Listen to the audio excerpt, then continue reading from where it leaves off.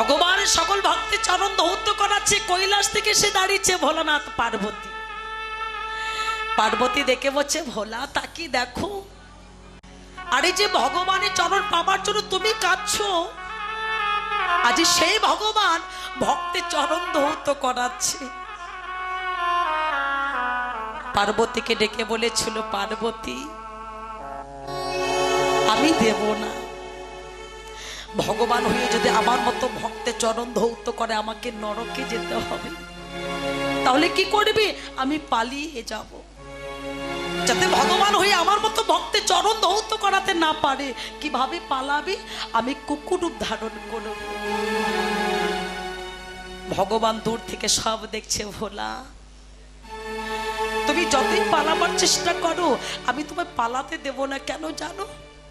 আজ এই ছলনা করেছি, তোমার মতো বৈষ্ণবের আমি যুগল চরণ ধৌত করাবো। বলা তোমার মতো ভক্তে যদি আমি চরণ ধৌত না করাই, আমার ভগবত জনম ধন্য হবে না। যখনই পালাতে গেল, ভগবান চরণ দোকানে একটু ফাঁকা করে দিয়েছে। আর যেই না পালাতে গেল, চরণ দিয়ে তাকে চেপে ধরল।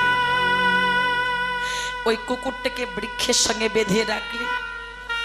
ভগবান বলছে, দাঁড়াও ভোলা, আমি সকল ভক্তের চরণ ধৌত করে পরে তোমার চরণ ধৌত করো। যখন সব ভক্তের চরণ ধোয়া হয়ে গেল, ভগবান এসে দাঁড়ালো আমার ভোলার কাছে।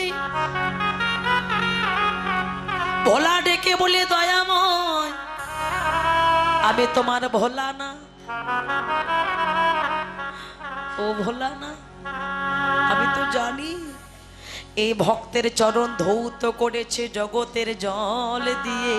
জল দিয়ে আমি তোমার চারখানা চরণ ধৌত করাবো,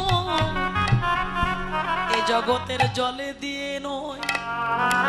ওই কুকুরের চারখানা চরণ হৃদয় মাছি জড়াইয়ে ধরে ভগবান কেঁদে বলছে, ওগো ভোলা, তবে কোন জলে দিয়ে জানো আমার নয়নে জলে চরণ আমি ধোয়া